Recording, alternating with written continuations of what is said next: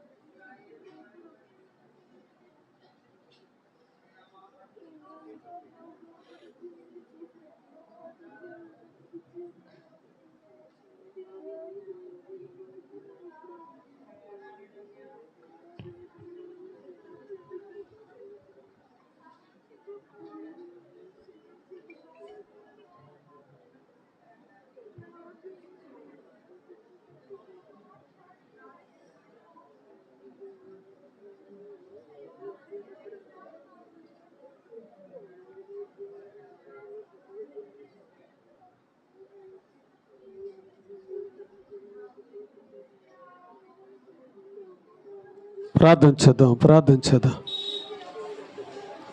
హల్లెలూయా.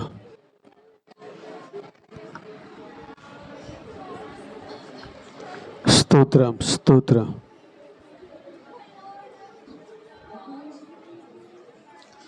హల్లెలూయా.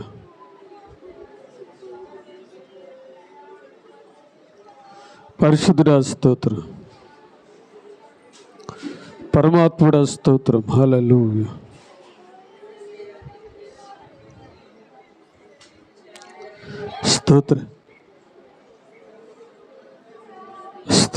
స్తోత్రం.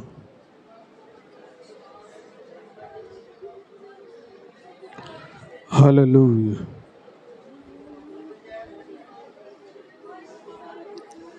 హల్లెలూయా. స్తోత్రం.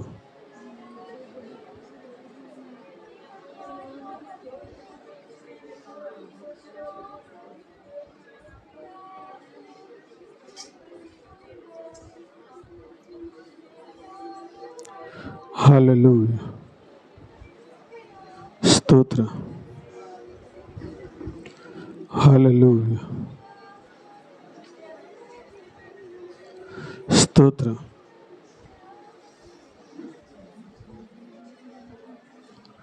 హల్లెలూయా.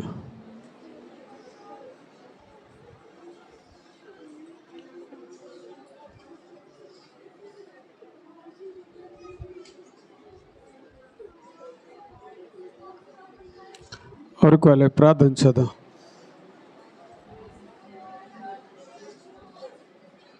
స్తోత్రం.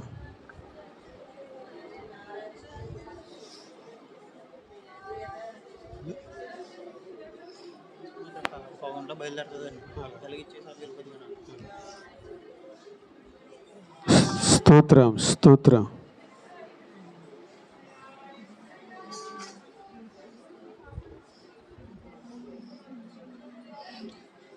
హల్లెలూయా.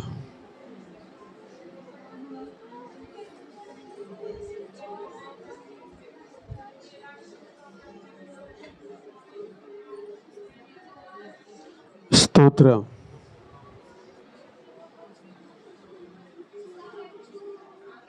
ఆమేన్. కృష్ణవేణి గారు ప్రార్థన చేయండి. పోలిశెట్టి కృష్ణవేణి గారు.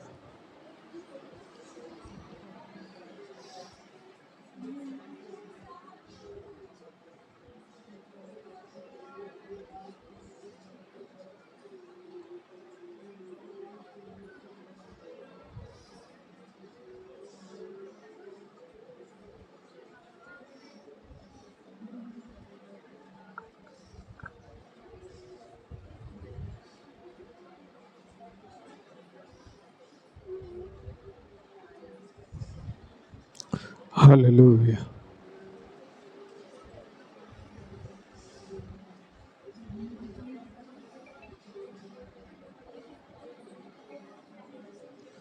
స్తోత్రం.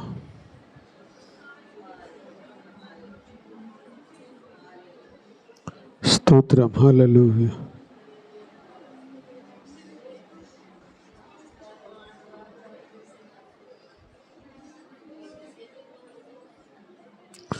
స్తోత్రం. స్తోత్రం.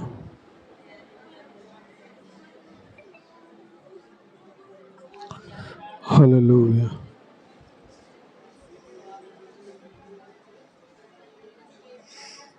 స్తోత్రం.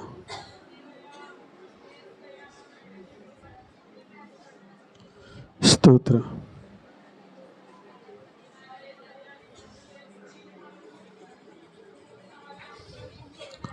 హల్లెలూయా. ప్రార్థన చేయండి.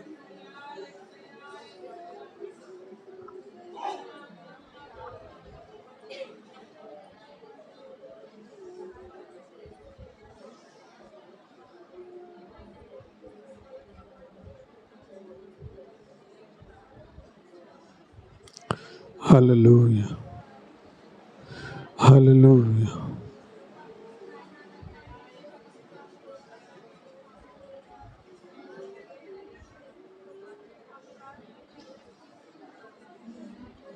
స్తోత్రం.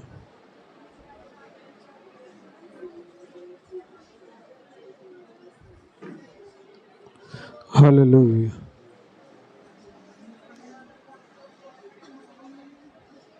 స్తోత్రం.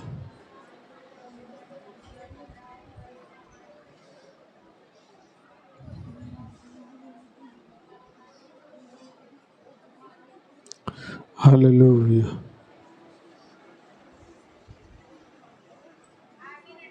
ఆమేన్. రే బాబులు ప్రార్థన చేయనా.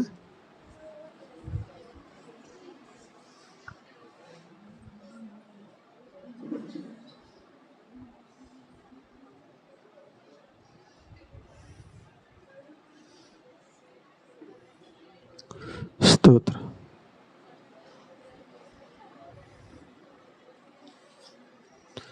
హల్లెలూయా.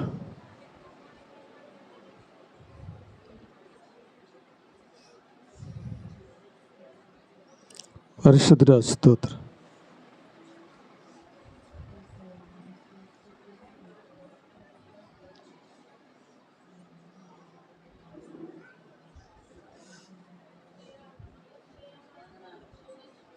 హల్లెలూయా.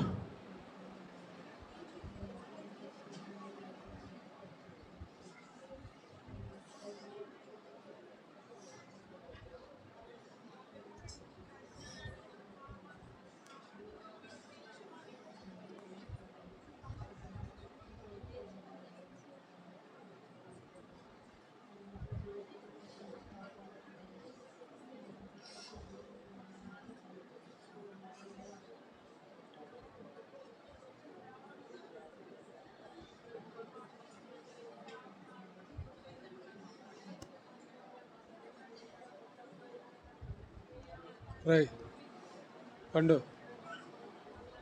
లైట్ వేసారు చూడండి, ఆ లైట్ వేసారు చూడండి. ఆపేసారులే.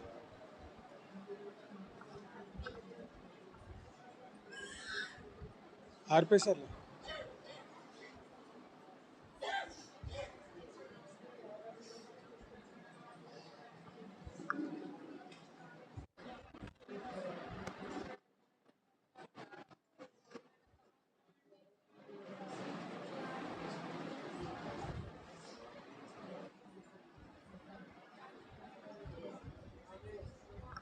ఆమేన్. ముందు జరగండి అమ్మా, కొద్దిగా ముందు జరగండి.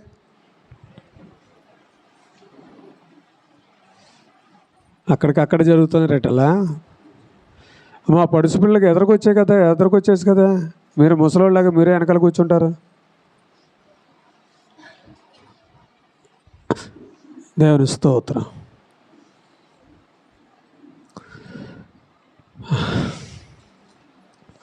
లక్ష్మణ్ ముసలిదానివా ఏమా రాకడ కుమారి? ఏం చేస్తాం, ఓ దేగుతున్నారు ఏంటో నాకు అర్థమవుతలేదు. దేవుడు మిమ్మల్ని దీవించును గాక. మంచిది. సరే మంచిదండి. దేవుని నామమునకు స్తోత్రాలు. దేవుని కృపను బట్టి 22 రోజులు దేవుడు మనల్ని ఏర్పాటు చేసినందుకు మొట్టమొదటి దేవునికి వందనాలు. ఈ రాత్రి కాల సమయంలో కూడి వచ్చిన మీ అందరికీ నా హృదయపూర్వక వందనాలండి. మీ అందరికీ వందనాలండి. మంచిదండి. మన మధ్యన సేవకులు ఉన్నారు, వారిని పిలుస్తున్నాం. చిడిపి అలాగే కుమారదేవులు దేవునికి పరిచయం చేస్తున్న దేవునికి సేవకులు ఇదివరకు మన మధ్యకు వచ్చారు, మరి రెండోసారి మన మధ్యకు వస్తున్నారు. డేవిడ్ రాజు గారు మరి వేది మీదకి రావాలని ప్రేమతో కోరుతున్నాను.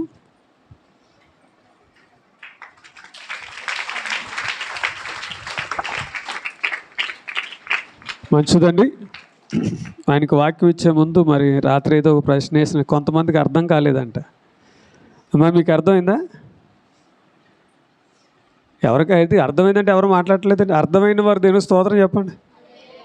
ఎలవై అన్నారా? లేదు కదా.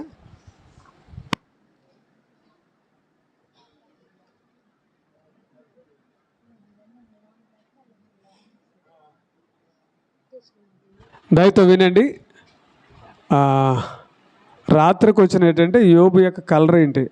నలుప, ఎరుప, తెలుప ఏదో ఒకటి అని అడిగాను. చదివారు కదా రాత్ర? చెప్పేస్తారా? దేవుని స్తోత్రం చెప్పండి. కలర్ ఏంటి? రాత్రి చెప్పలేదు కదా. నువ్వు ఎక్కడికి గౌరీపట్నం వెళ్ళావు కదా, అర్థమైందిలే నాకు. నువ్వు గౌరీపట్నం వెళ్ళావని మాకు అర్థం, చూశాను నీ మొహం చూసేటికి అర్థమైంది నాకు. ఏం చేస్తాం ఇప్పుడు చెప్పు. సరే మంచిదమ్మా. కలర్ ఏంటమ్మా? ఏంటమ్మా చెప్పండి, పర్లేదు చెప్పండి. నలుప, తెలుప? నలుపు.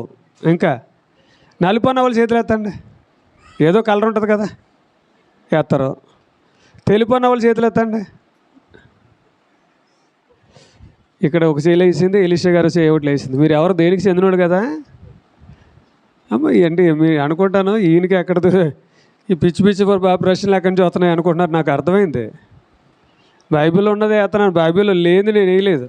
ఇంతవరకు కూడా బైబిల్లో ఉన్నదే వేసాం. చదివితే తెలుస్తుంది కదా. అవునా? చదివితే తెలుస్తుంది కదా. చదవంది ఏం తెలుస్తుంది అమ్మ? తెలుపు ఉన్న వాళ్ళు ఎవరండి? చేతులు ఎత్తండి. 1, 2, ఎలీషా గారు 3, ఇక ఇక్కడ ఇందాక ఎవరు నాతో డిస్కషన్ చేశారు. మీరు దేనికి సంబంధించిన వాళ్ళు? నలుపా తెలుపు? ఎక్కడుంది చూపించు. ఎక్కడున్నది చూపించాలి, బైబిల్లో చూపించాలి నాకు. ఎందుకంటే చూపించంతా నాకు కుదరదు కదా. మా పాస్టర్ అమ్మగారు అలాగే చూస్తుంది పాప, రాణి అమ్మగారు. దేవుడు నేను దీవించుగాక. ఏమ్మా కింద పైన కూర్చుంటే ఎదురు అందరికీ కాపాడుతున్నాను, కింద కూర్చుంటే ఎవరికి కాపాడను? దేవుడు మిమ్మల్ని దీవించును గాక. ఎందుకు కాళ్ళు సాధన ఉంటుంది, కాళ్ళు ఆగుతూ ఉంటే కింద కూర్చోం పర్లేదు. చెప్తారా ఏమ్మా? ఏంటి వాక్యం చదవండి. ఎవరు చదువుతలేదేంటి బైబిల్లో? లేదా?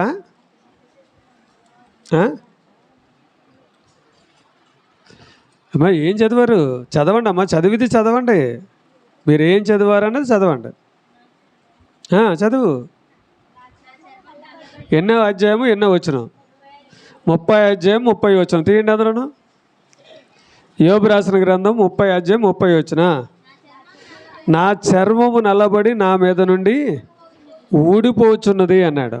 అంటే ఏ రంగులో ఉన్నట్టు అతను వ్యాధి వచ్చినప్పుడు చర్మం నల్లబడిందంట. అంటే ఏ రంగులో ఉన్నట్టు? ఏమా ఏ రంగులో ఉన్నట్టు? తెలుపులో ఉన్నట్టే. అంటే ఆయన చర్మం నల్లబడిందంటే అర్థం ఏంటి? నీరసం వచ్చినప్పుడు నల్లబడిందంటే అంతకుముందు ఎలాగున్నాడు? తెల్లగా ఉన్నాడు. Very good. దేవుడు మిమ్మల్ని దీవించును గాక. అమ్మ కుర్చీలో కూర్చున్న వాళ్ళకి అర్థమైందమ్మా? ఇంకా అర్థం కాలేదు. మా అక్కకి బైబిల్లో చదువుతుంది. ఇంకా దొరకనప్పుడు ఏం చేస్తాం? దేవుడు మిమ్మల్ని ఇంకొక ప్రశ్న వేస్తాను యోబు రాసిన గ్రంథంలోనే. ఏమో మా అక్క చెప్దాం అనుకుంది, అందులో మీకు వచ్చేసింది. ఆవిడ నోట్లో నాంతుంది, మీకు వచ్చేసింది. మరి ఏం చేస్తాం? సరే వినండి. యోబు రాసిన గ్రంథంలో ఇంకో ప్రశ్న వేస్తానే. అమ్మ రాసుకోండి, లేకపోతే అర్థం కాకపోతే అడగని మళ్ళీ చెప్తాను. యోబుకి ఏ వయసులో శ్రమలు వచ్చినాయి? బాల్య దశలోనా, యవనపు దశలోనా, నడి వయసులోనా, వృద్ధాప్యంలోనా? ఏ వయసులో శ్రమలు వచ్చినాయి? అమ్మ నా మాట అర్థమైందా? రాణి అమ్మగారు అర్థమైందా? అర్థం. ఇప్పుడు అర్థమవుతుంది. దేవుడు మిమ్మల్ని దీవించును గాక. యోబుకి ఏ వయసులో శ్రమలు వచ్చినాయి? బాల్య దశలోనా, యవనపు దశలోనా, నడి వయసులోనా, వృద్ధాప్యంలోనా? నాకు నడి వయసు అని చెప్తాం కదా. వాక్యం చూపించాలి ఏదైనా, అంతేనా? వాక్యం చూపిస్తే నమ్ముతాను, లేకపోతే నమ్మను. అయ్యా ఎవరో ఎరుదన్నారా? రేపు ఇప్పుడు వద్దండి, ఇప్పుడు వద్దు, రేపు అయిపోయింది కదా. దేవుడు మిమ్మల్ని దీవించి ఆశీర్వదించును గాక. మంచిదండి. మన మధ్యన దేవుడు రాజు గారు వాక్యం అందిస్తారు, జాగ్రత్త వినవలసిందిగా కోరుతున్నాను. అంతకుముందు రాజుగారు అంటే ఆయన ప్రార్థన చేస్తారు. ప్రార్థన చేసిన తర్వాత వాక్యంలోకి వెళ్తాను. ఆరికల నుంచి వచ్చారు, ఆయన ప్రార్థన చేస్తారు, వాక్యానికి వెళ్తారు. కానీ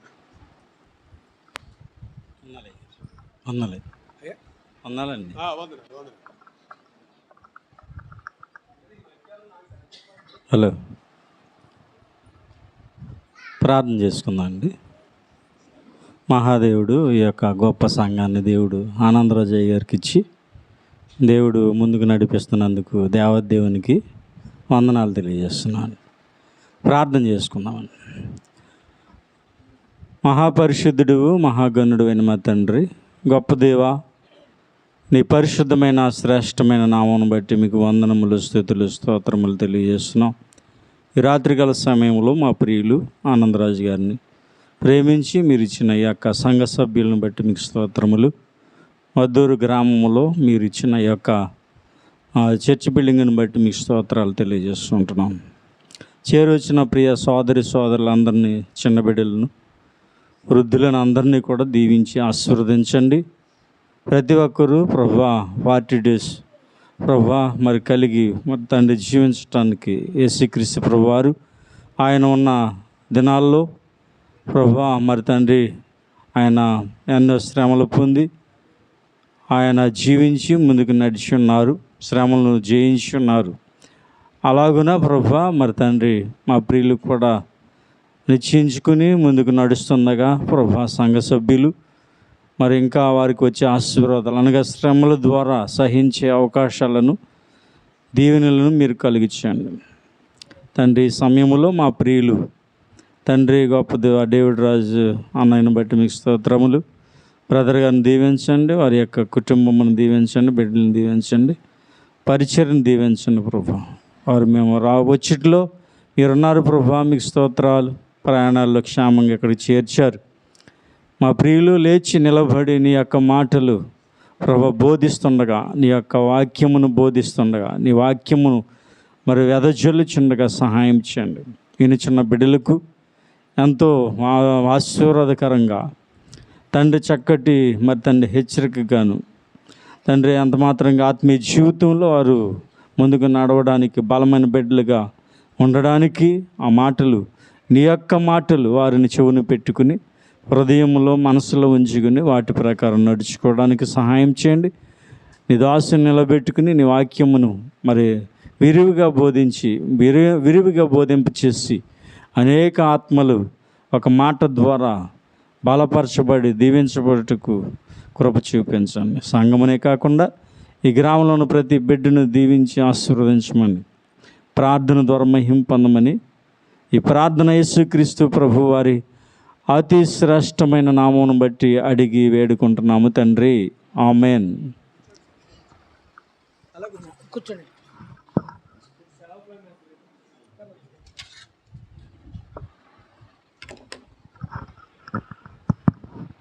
దేవుని నామానికి మహిమ కలుగును గాక.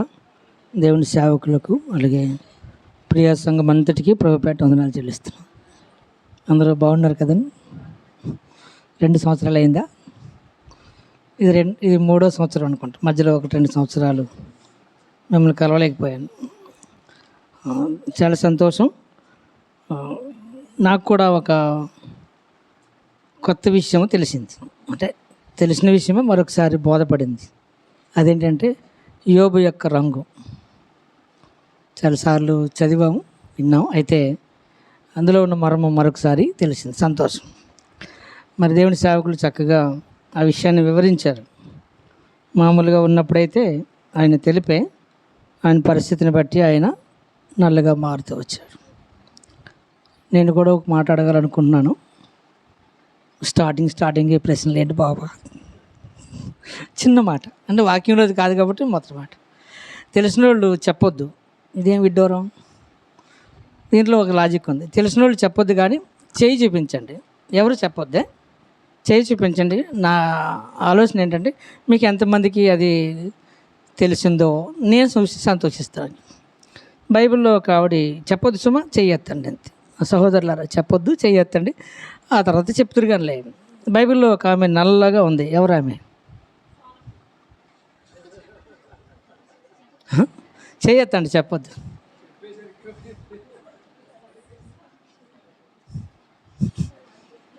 ఇంకెవరు చేయొత్తరా? ఇంకెవరికి తెలీదా? ఓన్లీ మీరు చెప్పారు, సంతోషం. ఇంకెవరికి తెలుసు? కొంచెం బాగా ఎక్కడే ఉన్నానని చూపించి ఇప్పుడు చెప్పమ్మా గట్టిగా.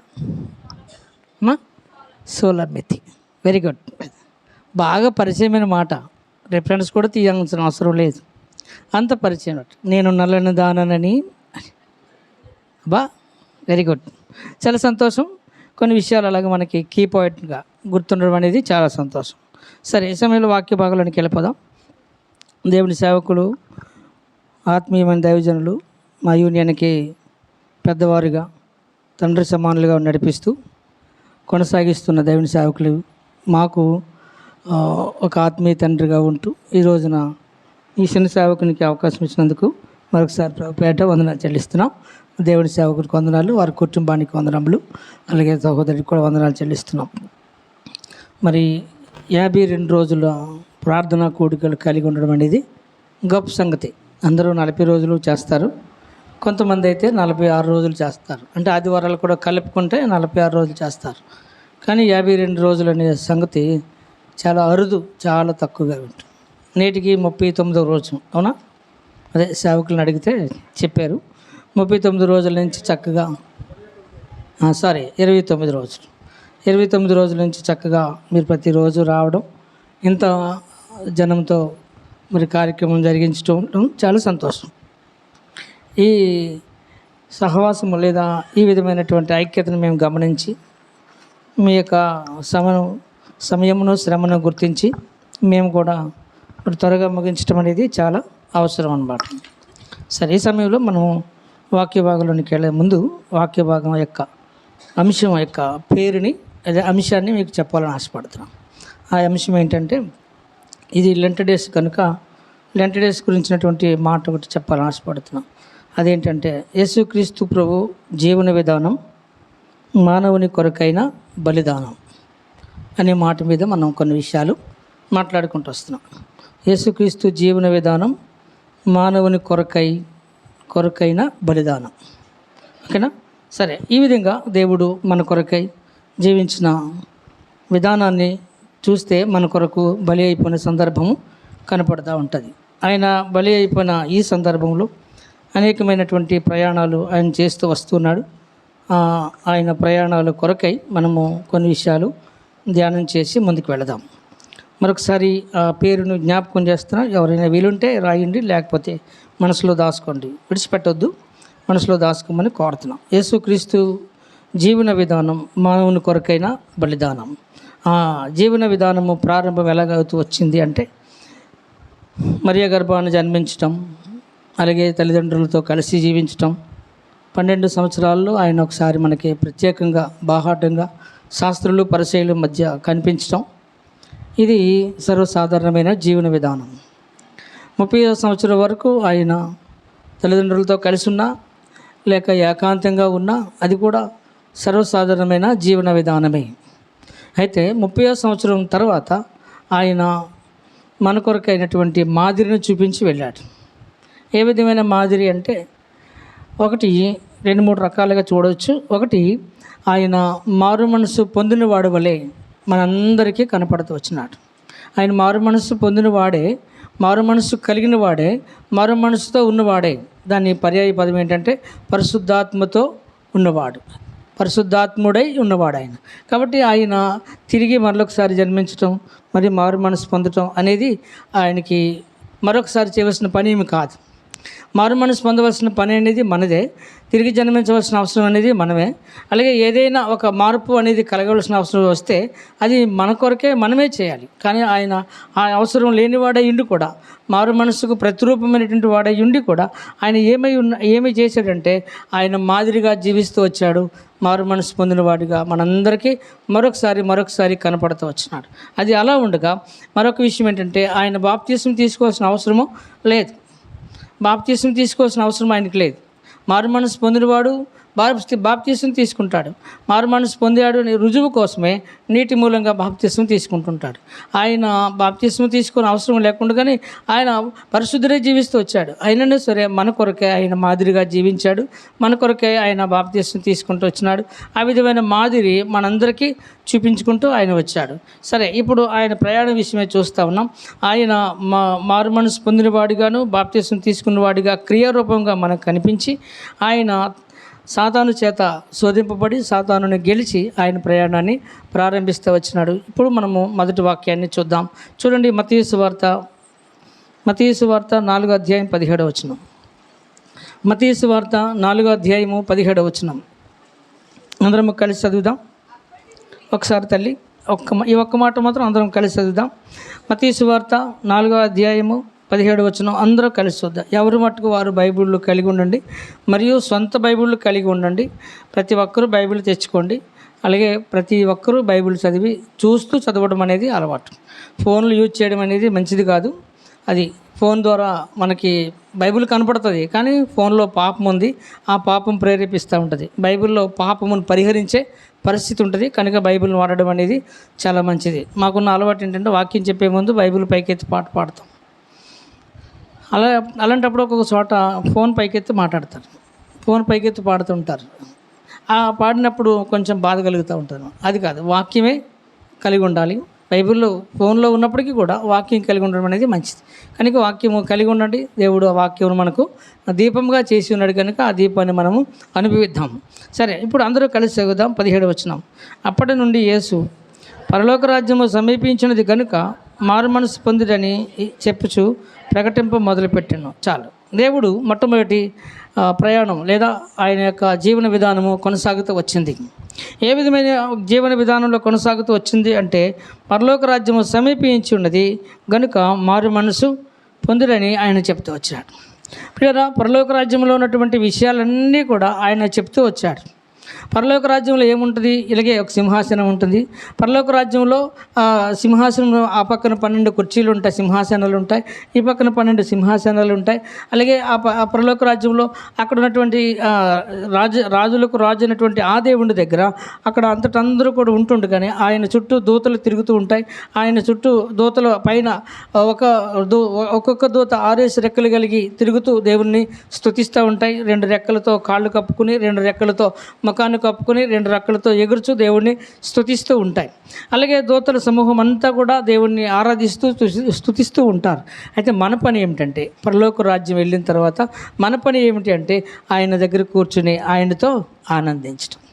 పిల్లరా, పరలోక రాజ్యంలో ఉన్నటువంటి దూతలు ప్రభువుకు సాదృశ్యమైనప్పటికీ కూడా ఆ దూతలకే దేవుడు పని చెప్తూ వచ్చాడు. కానీ మనకి ఎంత మాత్రమే అక్కడ పని చెప్పడం. ఆ దూతలే ప్రయాసపడి ఆరాధిస్తావి, కానీ మనం ఎంత మాత్రమూ కూడా ఆ దూతలు పడినంత ప్రయాసపడినంత అవసరం ఉండదు. దేవుడు తన కుమారుడిగా, ఆ దేవుడు మనలను ఆయన కుమారులుగాను కుమార్తెలుగాను స్వీకరించి మనలను ఆదరించి సంరక్షించి పిల్లలతో ఆయన ఆనందించినట్లుగా, మనము పిల్లలతో ఆనందించినట్లుగా ఆయన పిల్లలైన మనతో ఆనందిస్తూ జీవిస్తూ ఉంటాడు. ఇటువంటి మంచి వైభవాన్ని దేవుడు మన కొరకే దాచి ఉంచున్నాడు. ఆ దాచి ఉంచినటువంటి ఆ వైభవం దగ్గరికి మీరు వెళ్ళాలంటే మారు మనసు అనేది పొందాలి. పిల్లరా, ఆయన ప్రయాణంలో మొట్టమొదటి మాట, ఆయన విధానంలో మొట్టమొదటి మాట ఏం చెప్తున్నాడంటే, మారు మనసు పొందండి, మారు మనసు పొందండి, మారు మనసు పొందండి అంటూ ఆయన ప్రయాణం చేస్తూ వచ్చినాడు. అదే విధమైనటువంటి అంశాన్ని శిష్యులైనటువంటి 12 మంది చెబుతూ వచ్చారు. అదేవిధంగా మరి భక్తులైనటువంటి పౌలు గారు, ఇంకా రకరకాల సేవకులు, భక్తులందరూ చెప్తూ వచ్చారు. ముఖ్యమైనటువంటి అంశం బైబిల్ గ్రంథంలో మరి ఈ ప్రసంగం యొక్క ముఖ్యమైన అంశం ఏమిటంటే మారు మనసు, మారు మనసు, మారు మనసు. ఇంకా చాలా అంశాలు కలిగి ఉన్నాయి. అయితే మరి ప్రాముఖ్యమైన అంశము మారు మనసు అని చెప్తాను. ఇక్కడ ఈ మారు మనసు దగ్గర ఒకసారి మనం ఆగితే, ఈ మారు మనసులో ఉన్నటువంటి శ్రేష్టమైన లక్షణాలు మనకు ఉన్నాయా లేవా, అలాగే మారు మనసులో ఉన్నటువంటి మారు మనసుకు వ్యతిరేకమైనటువంటి హేయమైన క్రియలు మనలో నుంచి తొలగిపోనియలేవా అనేది ఒకసారి ఆలోచించాలి. పిల్లరా, మారు మనసు కలిగిన ప్రతి ఒక్కరు కూడా శ్రేష్టమైన క్రియలు కలిగిన వారమై ఉండాలి. శ్రేష్టమైన క్రియలు కలిగి ఉండడంలో మొట్టమొదటి మాట ఏమిటంటే, మనమందరము కూడా దేవుని యొక్క నామమునకు మాదిరిగా జీవించటం. ఇంకా చాలా కోణాల్లో చాలా విధాలుగా మనం చెప్పుకోవచ్చండి. దేవునికి మాదిరిగా జీవించడమే మారు మనసుకు ప్రతిరూపం. దేవుడు ఏమైతే చేశాడో, దేవుడు ఏమైతే చెప్పాడో, దేవుడు ఎలాగైతే చేశాడో, ఎలాగైతే చెప్తూ వచ్చాడో, ఎలా జీవించాడో, ఆయన మానవుడిగా ఉండి భూలోకంలో ఎలాగైతే జీవిస్తూ వచ్చాడో అలా జీవించడం అనేదే మారు మనసు. ఇంకొక విషయం జ్ఞాపకం చేస్తున్నాను. యేసుక్రీస్తు ప్రభువారు భూమి మీద 33.5 సంవత్సరాల జీవితకాలంలో ఎప్పుడూ కూడా తన యొక్క దైవత్వాన్ని ఉపయోగించుకొనలేదు. నేను దేవుడిని అన్నట్టుగా ఆయన ఎప్పుడు కూడా ప్రస్తావించలేదు. తండ్రికే ఆయన ప్రతి మాట చెప్తూ వచ్చాడు. అలాగే ఏమైనా మీకు సహాయం చేస్తే, అంటే మనలాంటి వారికి ఎవరైనా సహాయం చేస్తే ఆ సహాయ విషయంలో ఆయన ఏం చేస్తూ వచ్చాడంటే, అమ్మ నీ విశ్వాసమే నిన్ను స్వస్థపరిచింది, నీ నమ్మకమే నిన్ను స్వస్థపరిచింది, నీ పశ్చాత్తాపమే నిన్ను స్వస్థపరిచింది అని చెప్పి ఎవరైతే స్త్రీలలో కానీ పురుషులలో కానీ మారు మనసు పొందడానికి లేదా స్వస్థపరచబడడానికి ఇష్టపడ్డారో వారి యొక్క సుగుణాన్ని జ్ఞాపకం చేస్తూ, వారిని హెచ్చిస్తూ, వారిని స్వస్థపరుస్తూ వచ్చేవాడు, వారి అవసరతలు తీరుస్తూ వచ్చేవాడు. ఇంకా చాలా విషయాలు ఆయన భూమి మీద ఉన్నప్పుడు చేసిన పనుల్లో ఒకే ఒక మంచి పని కోసమే వచ్చి ఆయన మరికొన్ని ఉపకారాలు చేస్తూ వచ్చాడు. ఆయన ఏ మంచి పని కోసం వచ్చినాడు అంటే, ఆయన మనందరి రక్షణ కొరకే వచ్చినాడు. అందుకనే లూకాసు వార్త 19:10 ఉంటుంది, నశించిన దాన్ని వెతికి రక్షించుటకు మనిషి కుమారుడు. అలాగే తిమోతికి రాసిన మొదటి పత్రిక 1:15 ఉంటుంది, పాపులను రక్షించుటకు క్రీస్తు యేసు లోకమునకు. ఈ 2 వచనాల్లో ఒక పదం ఎక్కువగా కనపడుతుంది. ఏం పదం అది? చెప్పిన ఈ 2 వచనాల్లో ఒక పదం గట్టిగా కనపడుతుంది. ఆ పదం యొక్క ప్రక్రియ ఆయన చేస్తూ వచ్చాడు. ఏంటి అదే పదం? రక్షణ. గుడ్. రక్షణ గురించే ఆయన వచ్చాడు. అనేక మంది రక్షించడం కొరకే ఆయన వచ్చాడు. ఈ రక్షించవలసినటువంటి ఈ పనిలో ఆయన మరికొన్ని సహాయాలు చేస్తూ వచ్చాడు. అదేమిటంటే, అందరికీ భోజనం పెట్టేవాడు. ఎవరైతే ఆయన ప్రసంగం వింటూ ఆకలి దప్పులతో వెళ్ళిపోవడానికి తీర్మానం చేసుకుంటూ వచ్చారో వారికి ఆకలి దప్పులు తీరుస్తూ వచ్చాడు. కొన్ని వేల మందికి భోజనాలు పెడుతూ వచ్చినాడు. అది పురుషుల లెక్కలో 5,000 మంది చూస్తాం, మరొక చోట మరి 3,000 చూస్తాం, 7,000 కొన్ని వేలు చూస్తుంటాం. ఆయన ప్రతి ఒక్క విషయంలో కూడా ఆహారం విషయమే కొదువు లేకుండా చూస్తూ వచ్చాడు. అలాగే ఆయన మరొక పని చేసి వచ్చాడు. ఏంటంటే వచ్చిన ప్రతి ఒక్కరికి ఏది అనారోగ్యమో ఆ ప్రతి అనారోగ్యాన్ని ఆయన దూరపరుస్తూ వచ్చేవాడు. సంపూర్ణంగా వారిని స్వస్థపరచు వచ్చేవాడు. ఒకటి ఆకలి దప్పులు తీర్చేవాడు, రెండవది ఆయన స్వస్థపరుస్తూ వచ్చేవాడు. ఇకపోతే మూడో విషయానికి వస్తే ఆయనతో మరియు ఆయన కాకుండా వేరే వారితో తిరుగుతూ ఆయనను శోధించడానికి వచ్చినటువంటి వారందరి యొక్క సందేహాలు తీరుస్తూ వచ్చేవాడు. అందులో ముఖ్యంగా శాస్త్రులు, పరిసయ్యులు, సద్దుకాయులు, ధర్మశాస్త్రోపదేశకులు, మత పెద్దలు ఎంతోమంది ఉన్నారు. అటువంటి వారందరి యొక్క సందేహాలు తీరుస్తూ వచ్చేవాడు.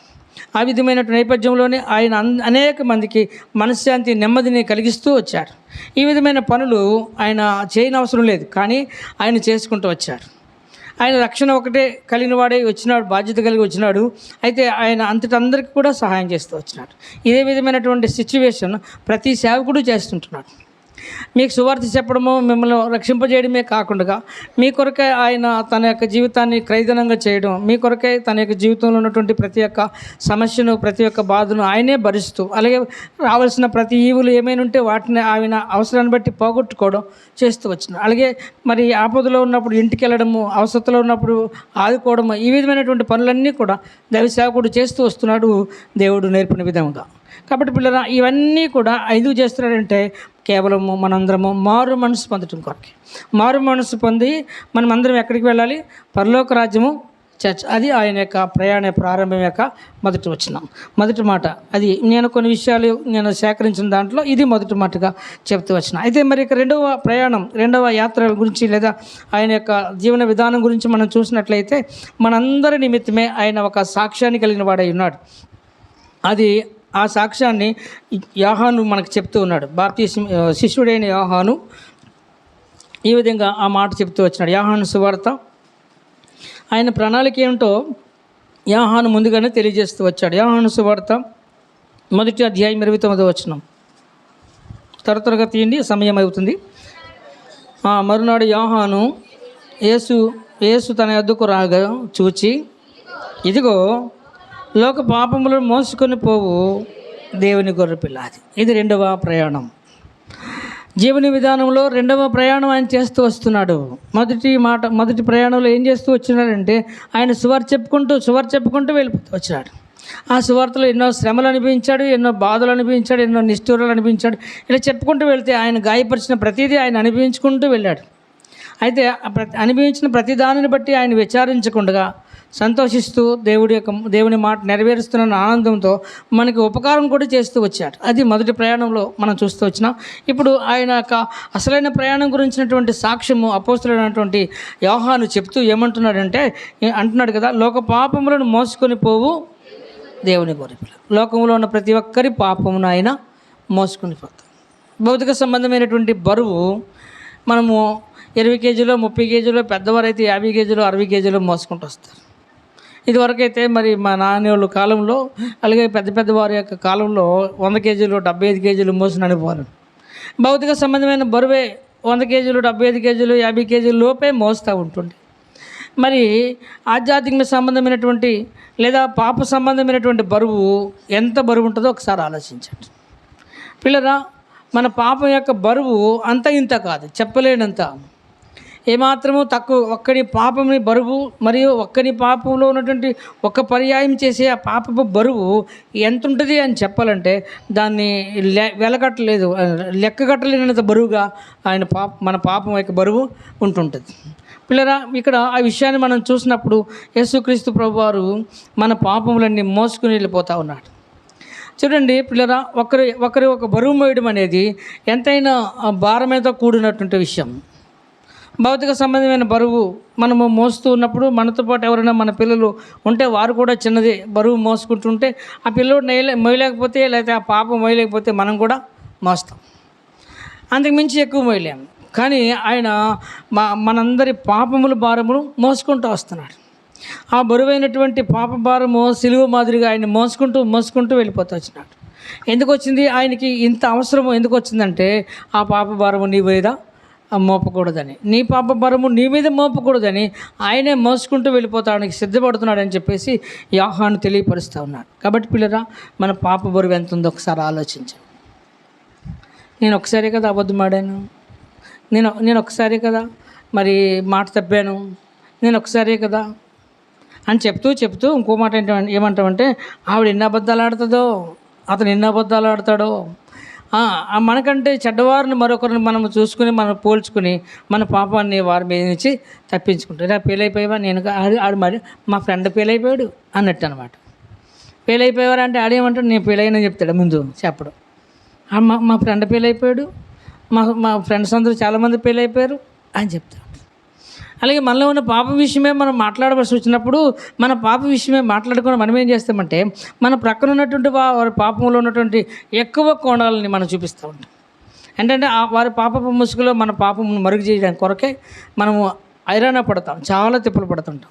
కాబట్టి పిల్లరా, మనం ఏం చేయాలంటే మన పాప విషయమే మనము జ్ఞాపకం చేసుకోవాలి. అందుకని యేసుప్రభువు వారు మాట చెప్పాడు, మొదటి నీ కంట్లో ఉన్న దూలమును తీసుకో, ఎదుటివారిని కంట్లో నిలుసు తేటగా కనపడుతుంది. కాబట్టి పిల్లరా, మనలో ఉన్నటువంటి పెద్ద పాపాన్ని ముందు మనం గుర్తిస్తే అవతల వారిలో ఉన్నటువంటి చిన్న పాపమైన మనకు తేటగా కనపడుతుంది. మన జీవితానికి మన పెద్ద పాపాన్ని తీసివేయడానికి మన వల్ల కాదు, మనం మోసివేయడానికి ఆ వల్ల కాదు, మనం ఏమాత్రం ఆ పాపం భరించడానికి మన వల్ల కాదు. అందుకని యేసుక్రీస్తు ప్రభువారు మీ పాపము నా పాపం మనందరి పాపమును మోసుకొని పోవడానికి సిద్ధపడతా ఉన్నాడు. ఆ సిద్ధపాటు యోహాను గమనించి ముందుగా రాస్తూ వచ్చాడు. కాబట్టి పిల్లరా, ఆయన రాసినటువంటి మాటను బట్టి మనం చూస్తే ఇంకొక ప్రయాణ విషయమే ఇంకొక వచనాన్ని చూస్తే అక్కడ మనకు బాగా కనపడుతుంది. చూడండి, యోహాను సువార్త, ఇదే సువార్త 19వ అధ్యాయం 27వ వచనం. మొదటి అధ్యాయంలో చెప్పినటువంటి ఆ మాట 19వ అధ్యాయంలో మనము నేరుగా ఆయన మోస్తున్నట్టుగా మనం చూస్తూ ఉంటాం.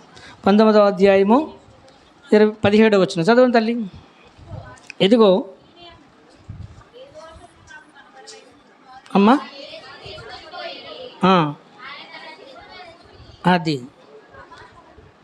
వారు యేసును తీసుకుని పోయిరి, ఆయన తన సిలువను మోసుకొని కపాలమన్న చోటుకి వెళ్ళాను. హెబ్రీ భాషలో దానికి గొల్గొతా అని పేరు. పిల్లరా, యేసుప్రభు వారు ఇక్కడ మోస్తున్న సంగతి మనము క్రియారూపంగా ప్రత్యక్షంగా చూస్తూ ఉన్నాం. ఇక్కడ ఒక చిన్న పదాన్ని, 2 అక్షరాల పదాన్ని మనం ఒకసారి పరిశీలన చూస్తే కొన్ని విషయాలు మనకు బోధపడతాయి. అది చూద్దాము. చూడండి, ఆయన అంటాడు కదా, ఏమంటున్నాడు? ఆయన గురించి చెప్తూ వస్తున్నాడు కదా, ఏమంటున్నాడు? ఆయన తన సిలువను, వారు యేసును తీసుకుని పోయారు, అది వేరే సంగతి, అది జరిగిన సంగతి. అక్కడి నుంచి చూస్తాం, ఆయన తన సిలువను మోసుకొని కపాలమన్న చోటుకి. ఇప్పుడు 2 అక్షరాల పదం ఉందన్నాను కదా, ఆయన తర్వాత ఉన్న పదం తన సిలువను మోసుకొని పోయి. పిల్లల, సిలువ పాపానికి సాదృశ్యమైనటువంటిది. సిలువ బరువు, సిలువ భారము అంతా కూడా పాపంతో పోల్చబడింది, పాపానికి సాదృశ్యంగా పోల్చబడింది. ఇప్పుడు మనం ఒక విషయాన్ని బాగా గమనించాలి. పిల్లలు వింటున్నారా? మనం ఒక విషయాన్ని బాగా గమనించాలి. అదేంటంటే యేసుప్రభు వారు తన సిలువను మోసుకొని పోయిన మాటను చూస్తే ఆ సిలువలో ఉన్నటువంటి మాధుర్యం లేదా సిలువలో ఉన్నటువంటి మర్మము పాపమై నిండి ఉంది. కనుక ఆ పాపం అనేది ఎవరిది? ఆయనదా మనదా? చెప్పండి, ఆయనదా మనదా? ఊరుకున్నంత ఉత్తమం లేదని చెప్పి కొంతమంది మాట్లాడతలేదు. చెప్పాలి, ఆ పాపం మనదా, నాదా, ఆయనదా? అది అంతేనా? ఎవరో చెప్తలేదు, పరిశుద్ధులు చెప్తలేదు. పరిశుద్ధులు అసలు చెప్పరు కదా. సరే, ఆ పాపం ఎవరిది? మనది. పాపమునకు క్రియారూపంగా కనిపించేది ఏమిటి? సిలువ. పిల్లలు, ఇప్పుడు చూడండి, ఆయన సిలువను మోసుకుంటూ వెళ్ళిపోతున్నాడు. ఆ సిలువ అది మన కొరకై, మన పాపం నిమిత్తమై ఏర్పాటు చేయబడినటువంటి సిలువ. అంటే మన పాపము నిమిత్తమే ఏర్పాటు చేయబడినటువంటి సిలువ. తన సిలువ అనే ఆ మాటను మనం చూస్తే ఆ సిలువ మనం ఇవ్వాల్సిన సిలువ, అది మనం భరించవలసిన సిలువ, అది మన కొరకై సిద్ధపరచబడినటువంటి పాపపు సిలువ. అది అంటే పాపమునకు ప్రతిరూపమైనటువంటి సిలువ. అది సిలువ పాపం అంటే పాపమునకు ప్రతిరూపమే సిలువ. పిల్లల, మనం పాపం చేయకుండా ఉంటే ఆయన సిలువ మోయినంత అవసరమే లేదు. మనం పాపం చేసాం కాబట్టి ఆ పాపం యొక్క సాదృశ్యము సిలువ రూపంలో మనకి కనిపిస్తూ ఉంది. కనుక ఆయన మోసిన ఆ సిలువ తన సిలువ కంటే అది మన సిలువ అని చెప్పడమే ఎంతైనా ఉత్తమం. కాబట్టి ఆయన తన సిలువను మోయట్లేదు, మన సిలువను మోసాడు. ఆయన మన పాపమును మోసాడు. ఆయన పాపం అంటే ఆయనకు పాపమే లేదు, అది చెప్పడానికి కూడా మనం మోసుకోం. కాబట్టి ఆయనకి పాపం లేదు, ఆయన పాపాత్ముడు కాదు, ఆయన పాపిగా కాదు. ఆయన పాపము లేనివాడై ఉండి మనందరి పాపములు ఆయన మోస్తూ ఆయన మన పాపమును శాపముగా ఆయన మోసుకుంటూ పోయాడు. కాబట్టి పిల్లరా, నీ పాప భారము, నా పాప భారము, నీ సిలువ, నా సిలువ, మన పాప యొక్క బరువు భారం ఆయన మోసుకుంటూ వెళ్ళిపోతున్నాడు. ఎంత బరువు ఉందో మన చరిత్రకారులు, పెద్దలు, పండితులు ఆ సిలువ యొక్క బరువును లెక్క వేస్తారు. ఆ సిలువ బరువు 150 కేజీలని, అలాగే ఆ మేకుల యొక్క పొడవు 6 అంగుళాలు 9 అంగుళాలు అని, అలాగే ఆ నడిచినటువంటి యెరూషలేము వీధులు దూరం ఇంత అని, అలాగే ముళ్ళ కిరీటం దగ్గర ముళ్ళుల యొక్క పొడవు ఇంత ఉందని, ముళ్ళుల సంఖ్య ఇంత ఉందని, ఆయన కొట్టిన దెబ్బలు ఇన్నని, ఆయన లెక్కవారిగా కొట్టిన దెబ్బలు ఇన్నని, ఆయన హింసించినటువంటి బాధలు ఇన్నని ఎన్నో చెప్తారు. పెద్దవారు పండితులన్నీ చెప్తారు. మంచిది. అయితే ఇవన్నీ కూడా మన పాపపు యొక్క సూచనలే. అది ఆలోచించాలి. ఇంకా ఎంతగా హింసించారో, ఇంకెంతగా బాధ పెట్టారో, ఎంతగా శోధించారో, ఎంతగా చిత్రహింసలు పెడుతూ వచ్చారో అవన్నీ కూడా మన పాపమే. మన పాపము నిమిత్తమే ఒక పాపం చేశాము, మరొక దెబ్బ ఆయనకి ఎక్కువైంది. మరొక పాపం చేస్తూ వచ్చినాము, మరొక దెబ్బ ఆయనకి ఎక్కువవుతూ వచ్చింది. అదే మన జీవితంలో పాపములు మానేసుకుంటూ వస్తే ఆయనకి ఆ దెబ్బలు లాంటి అవమానాలు ఉండవు కదా. కాబట్టి ఇప్పుడైనా పర్వాలేదు, ఆయన రక్తం భూమి మీద కొనియాడుతూ ఉంది. ఆయన రక్తం భూమి మీద సజీవంగా మన మధ్యలో తిరుగుతూ ఉంది. కాబట్టి ఆయన మనల్ని రక్షించడానికి ఇంకా మన మధ్యలో సజీవుడిగా ఉన్నాడు. కాబట్టి మనం ఆయన మీద బరువు మోపుకుండగా మన జీవితంలో ఉన్నటువంటి ప్రతి పాపను ఒప్పుకుంటూ ఉంటే ఆయన బరువును మోసేంత అవసరము తగ్గుతా ఉంటుంది. నడిసే కొలదే దూరం తగ్గుతుంది, అలాగే మోసే కొలదే ఒక్కొక్క వస్తువు దింపే కొలదే బరువు అనేది కూడా తగ్గుతూ ఉంటుంది. కాబట్టి వీళ్ళరా, మనము మన జీవితంలో ప్రతి పాపములు ఒప్పుకోవాలి. ముఖ్యంగా ప్రాథమికంగా ఉన్న పాపములు ఏంటంటే సులువుగా చిక్కులు పెట్టి పాపములు: అసూయ, గర్వము, కోపము, కామము, సోమరితనం, భోజన ప్రియత్వం, ధనాశ, దొంగతనం, అబద్ధం. ఇలా సులువుగా చిక్కులు పెట్టి పాపములు ఎన్నో ఉన్నాయి. ఇదొకటి. నెంబర్ 2, ఆచార సంబంధమైన పాపములు మన జీవితంలో ఉన్నాయి. ఈ రోజు మంచిది కాదు, ఆ రోజు మంచిది కాదు, ఆవిడ ఎదురొస్తే మంచిది కాదు, ఈ పిల్ల వస్తే మంచిది కాదు. ఆచార సంబంధమైనటువంటి పాపములు మన జీవితంలో ఉన్నాయి. ఇక మూడవది మనం చూస్తే ఇంకా చాలా ఉన్నాయి. అయితే 3-4 చెప్తా, ముగించేస్తా. 1 సులువుగా చిక్కులు పెట్టే పాపములు, 2 ఆచార సంబంధమైన పాపములు, 3 వ్యసన సంబంధమైన పాపములు, అంటే చెడు సంబంధమైనటువంటి అలవాట్లు ఎన్నెన్నో. అవన్నీ కూడా రకరకాలుగా మనకి పాపములుగా మనం చేస్తూ ఉంటాం. కాబట్టి ఇవి మన పాపములు విడిచిపెడుతూ ఉంటే దేవుని యొక్క జీవితానికి బరువు తగ్గించిన వారం అయిపోతూ ఉంటాం. కాబట్టి పిల్లరా, నీ వంతు నీవు బరువు పెట్టవద్దు, నీ వంతు నీవు బరువు తగ్గిస్తూ ఉండు. ఆ తగ్గించడం వల్ల ఆయన బరువు తగ్గుతుంది. సంగతి పక్కన పెట్టి నీవే ఇంకా బాగుంటావు. కాబట్టి పిల్లరా, మన జీవితంలో ఉన్నటువంటి సులువుగా చిక్కులు పెట్టే పాపములు కానీ, వ్యసన సంబంధమైన పాపములు కానీ, ఆచార సంబంధమైన పాపములు కానీ విడిచిపెడితే దేవుడు తప్పనిసరిగా ఆయన బరువు మోయినంత అవసరం ఉండదు. మీరు మరింతగా దీవించబడతా ఉంటారు. కాబట్టి పిల్లరా, జ్ఞాపకం చేసుకోండి. మరొక మాట జ్ఞాపకం చేసుకున్న చివరిగా, ఆయన తన శరీరధారిగా భూలోకమును తన జీవితమును ముగించిన వాడై ఉన్నాడు. అది చివరి అంతిమ యాత్రగా మనము చూడవచ్చు. దేవుని సేవకులు మరి ప్రవీణ్ పగడాల గారు కాలం చేశారు. ఆయన అంతిమయాత్ర కొనసాగుతుంది. ఆయన చంపబడ్డాడు అని ఎక్కువగా మనం చూస్తాం. ఒక్క సేవకుని విషయమే 1000 మంది అక్కడ ఉన్నాం. అలాగే ఒక సేవకుని విషయమే మొత్తం దేశము, రాష్ట్రం అంతా ఎంతో స్పందిస్తూ ఉన్నాం. యేసుక్రీస్తు ప్రభు వారి యొక్క అంతిమయాత్రలో స్పందించిన వారెవరు? కూడా వచ్చిన వారెవరు? ఈయన రక్షణ కలిగించడానికి ఒక బోరగా ఉన్నాడు ప్రవీణ్ గారు. ఆయన రక్షకుడై ఉన్నాడు. ఇప్పుడు మనం వెంబడిస్తే ఆయన్ని, యేసుప్రభు వారిని మనం వెంబడిస్తే ఆయనను గణపరిచిన వారం అవుతాం. ఆయన దేహానికి లేదా ఆయన జీవితానికి ఆనందం కలిగించిన వారం అవుతాం. సరే, ఆయన చివరి ప్రయాణం మనం చూస్తాం. లూకాసు వార్త 23వ అధ్యాయం. లూకాసు వార్త 23వ అధ్యాయము 46వ వచనం చదవండి.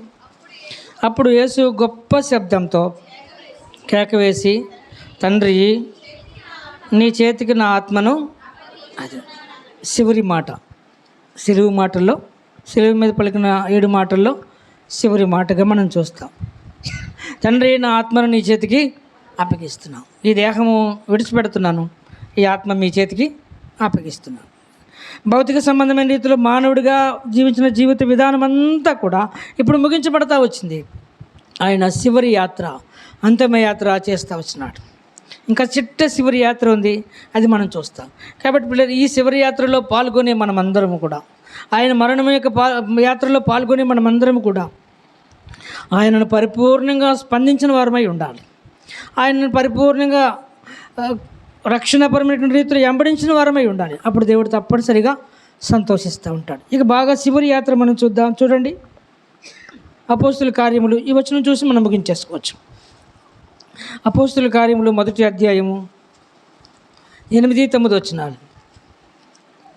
అపోస్తుల కార్యములు 1వ అధ్యాయము 8-9 వచనాలు అందరూ తీశారు కదమ్మా. ఆయనను పరిశుద్ధాత్మ మీ మీదకి వచ్చినప్పుడు మీరు శక్తి నందుదురు గనుక మీరు యెరూషలేములోను యూదయ సమరయ దేశములందంతటను బోధిగంతముల వరకు నాకు సాక్షులై ఉండుడని వారితో చెప్పాను. అపోస్తుల కార్యములలో మనము ఆయన చివరి మాటను ఎక్కడ చూస్తూ ఉంటాం. లేదా ఆయనకు మనము చివరిగా ఆయనకు మనం రుణం తీర్చవలసిన అవసరం ఏంటంటే సాక్షులై ఉండాలి. ఆయన జీవితాన్ని సాక్ష్యంగా చెప్పవలసిన అవసరమై ఉంది. అలా ఉండాలి. ఆయన జీవితం గురించి మనం సాక్ష్యం చెప్పాలంటే ఇక్కడ బాగా నోట్ చేయండి మాట, మన సాక్ష్యం బాగుండాలి. ఏమ రైట్? ఆయన సాక్ష్యాన్ని చెప్పాలంటే మన సాక్ష్యము సరిగా ఉండాలి. లేకపోతే లెక్క చెప్పవలసి వస్తుంది, తర్వాత నష్టం అనుభవించవలసిన అవసరం ఉంటుంది. ఆయన సాక్ష్యానికి ముందు మన సాక్ష్యము బాగుంటే మనం ఎంతో సంతోషిస్తాం, మనం ఎంతో గౌరవించబడతాం, మనం ఎంతో ఆనందించబడతాం, దేవుని చేత ఘనపరచబడతాం. కాబట్టి పిల్లరా, మన సాక్ష్యాన్ని బాగా కాపాడుకునే వారమై ఉండాలి. ఆయన చివరి యాత్ర, మరి మానవుడిగా ఆయన చివరి యాత్ర యోహాను సువార్త లోకా సువార్త మనం చూసాము. ఇప్పుడు ఆయన మరి మరణించి తిరిగి లేచిన తర్వాత ఆరోహణమైపోయినట్టు చివరి యాత్ర మనం చూస్తాం. ఆయన మన కొరకైనటువంటి జీవన విధానం ఇలా కొనసాగిస్తూ వచ్చినాడు. ఎందుకంటే మానవుని యొక్క బలిదానం కొరకై, మానవుని కొరకైనటువంటి బలిదానం ఆయన ఈ విధంగా అర్పిస్తూ వచ్చినాడు. ఈ విషయాన్ని మనం చూద్దాం. చూడండి, తర్వాత వచ్చిన 9వ వచనం. ఈ మాటలు చెప్పి వారు చూచుచుండగా ఆయన ఆరోహణమాయను. అప్పుడు వారి కనులకు కనబడకుండా ఒక మేఘము ఆయనను కనిపోయాను. చాలు. చివరిగా ఆయన జీవితాన్ని కూడా మనము ముగింపులను చూస్తూ వచ్చినాం. చివరి యాత్ర మనం చూసాము, అది ఇప్పుడు చివరి యాత్ర కూడా మనము చూస్తూ వచ్చినాం. ఈ యాత్ర అంతా కూడా ఎవరి కోసం అంటే మన కొరకైనటువంటి బలిదానం. ముగింపులోనికి వచ్చేసాం. మరి నా జీవితం ఎట్లా ఉంది ఒకసారి ఆలోచించండి. ఇన్ని విధాలుగా ఆయన ప్రయాసపడడం, పరలోకం నుంచి భూలోకానికి రావడము, సువార్త చెప్పుకుంటూ ముందుగా ప్రయాణం చేయడం, అలాగే మరి పాప భారం మోసుకుని వెళ్ళిపోతున్న సాక్ష్యాన్ని ఆయన ఆహ్వాన ద్వారా తెలియచేయడము, అలాగే మూడవదిగా ఆయన సిలువను మోసుకుంటూ మన సిలువను తన సిలువగా ఎంచుకుని మోసుకుంటూ వెళ్ళిపోవడము, అలాగే ఆయన తన యొక్క ఆత్మను అప్పగించి మరి తన ఆత్మను అప్పగించి భౌతిక దేహాన్ని మనకు అప్పచెప్పిన వాడుగా ఉంటూ మరణించి తర్వాత సమాధి చేయబడి మరలా ఆయన తిరిగి లేచిన ఆ దేవుడై ఉండి భూలోకంలో ఎవరూ చేయలేనటువంటి మంచి క్రియ ఆయన చేసి ఆయన ఈ విధంగా మరణించి మళ్ళీ కనిపించి 40 దినాలు కనబడి 11 పర్యాయాలు దర్శనమిచ్చి, అలాగే ఆయన చివరిగా అపోస్తుల కార్యములు 1వ అధ్యాయం 9వ వచనంలో చెప్పినట్టుగా ఆయన కొనిపోబడతా వచ్చాడు. ఒక పాట ఉంటుంది కదా, మేఘం మీద యేసు స్వామి మళ్ళీ వస్తారు, మేఘం మీద యేసు స్వామి మళ్ళీ వస్తారు, మేఘం మీద యేసు స్వామి మళ్ళీ వస్తారు, మేఘం మీద యేసు స్వామి మళ్ళీ వస్తారు. చాలు, టైం లేదు, నన్ను పాడుతుంది కానీ 5 చరణాలు ఉంటాయి, 5 6 ఉంటుంది. పాట అంతా గుర్తే. అయితే ఏంటంటే మరి యేసుక్రీస్తు ప్రభు వారి యొక్క జీవిత విధానం గురించి చెప్తూ మన సమయం ముగిద్దాం. అయితే పిల్లరా, ఆయన మరి ఈ విధంగా ప్రయాణం చేస్తూ వచ్చినాడు, తన జీవితాన్ని బలిగా చేసుకుంటూ వచ్చినాడు. ఇప్పుడు మీరు మీ జీవితాన్ని త్యాగం చేస్తే చాలు. ఏ విధమైన త్యాగము? మారు మనసు కలిగినటువంటి త్యాగము, సాక్షార్థమైనటువంటి త్యాగము చేస్తే చాలు. సిలువ ఎక్కరలేదు, ఆత్మను అప్పగించక్కర్లేదు, మనం ఏమి ఇటువంటి చేయక్కర్లేదు. మొదటి మాటలో మారు మనసు పొందడం, చివరి మాటలో సాక్షులై ఉండడం. అలా చేస్తే చాలు. అలా చేసినప్పుడు దేవుడు తప్పనిసరిగా నన్ను మనల్ని అందరినీ చూసి ఆయన సంతోషిస్తాడు, మనల్ని దీవిస్తాడు. చిన్న ప్రార్థన, వాక్యం యొక్క ఫలింపు కొరకే చిన్న ప్రార్థన.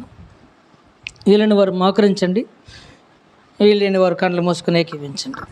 వాక్యాధారమైన మా ప్రభువా, మీకు వందనాలు స్తోత్రాలు చెల్లిస్తున్నాం తండ్రి. మీ వాక్యం వెల్లడగుడు తోడని మాకు వెలుగు కలుగుతుందని మీ లేఖనాల ద్వారా చూస్తూ వచ్చాం. మీ వాక్యం వెల్లడి చేశారు, మా జీవితాలకు వెలుగు కలిగించండి. మా ప్రియ బిడ్డలు, మీ దాసుడు, వారి యొక్క పరిశుద్ధ సంఘం అంతటిని కూడా మీరు జ్ఞాపకం చేసుకుని 29 రోజులుగా వారు ఈ విధంగా రోజు కొనసాగడం, 52 రోజు వరకు కూడా కొనసాగడం ఇంత గొప్ప విశేషం. ఎన్నో విషయాలు, ఎన్నో మాటలు నేర్చుకుంటున్నారు, మీరు తెలియపరుస్తున్నారు, వారితో పాటు నాకు కూడా తెలియపరిచారు. అందుని బట్టి వందనములు. దైవ మాటల ద్వారా మీ బిడ్డల జీవితాల్లో ఫలింపు దయచేసి మారు మనసు పొందిన, పరిపూర్ణమైన మారు మనసు పొందిన వారిగాను నేను మిమ్మల్ని గూర్చి నిజమైన సాక్షులుగా ఉండడానికి కృప చూపించమని కోరుతూ యేసయ్య నామమున ప్రార్థించి వేడుకొనుచున్నాము పరమ తండ్రి. ఆమేన్. ప్రైజ్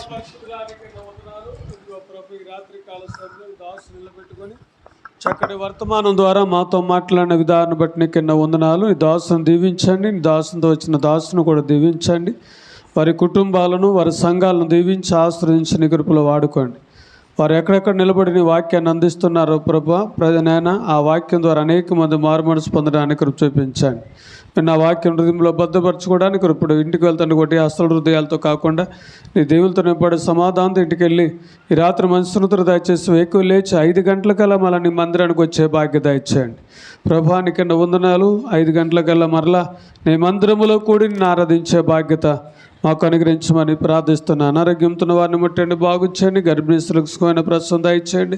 బిడ్డలు లేని వరకు సంతానం దయచేయండి. నేను ఇదిగో ప్రభు సంటి బిడ్డని కాపుదలు చూపించండి. పని పాటల్లో, వ్యాపారాలు, వ్యవసాయాలు, డ్యూటీల్లో తోడైనండి అయ్యా. వారికి ఏది కావాలో సమస్తం దయచేయండి. ఉద్యోగాలు లేని వరకు ఉద్యోగాలు దయచేయండి. వివాహాలు కాని వరకు వివాహాలు జరిపించండి దేవా. ఇదిగో ప్రభానికన్నా వందనాలు. మా ఇతర ప్రాంతాల్లో ఉన్న బిడ్డలను ఎంతకాలం ఉండి అంతకాలం ఉండి రావడానికి ఇతర దేశాలు ఉన్న బిడ్డలను కూడా దీవించండి దేవా. ఎగ్జామ్ రాస్తున్న బిడ్డలను కూడా దీవించి నీ కృపలో వాడుకోమని, ప్రతి ఒక్కరిని కృపలో బలపరచమని, ఉదయకాలము కొరకు మమ్మల్ని సిద్ధపరచమని యేసు నామమున ప్రార్థించి దీవిస్తున్నాం తండ్రి. తండ్రి, కుమార, పరిశుద్ధాత్మ త్రియేక దేవుని కృప సదా మనకు తోడైండునుగాక. ఆమేన్. చక్కటి వాక్యం అందించిన మరి డేవిడ్ రాజు గారికి హృదయపూర్వక వందనాలు చెల్లిస్తున్నాం. అలానే మరి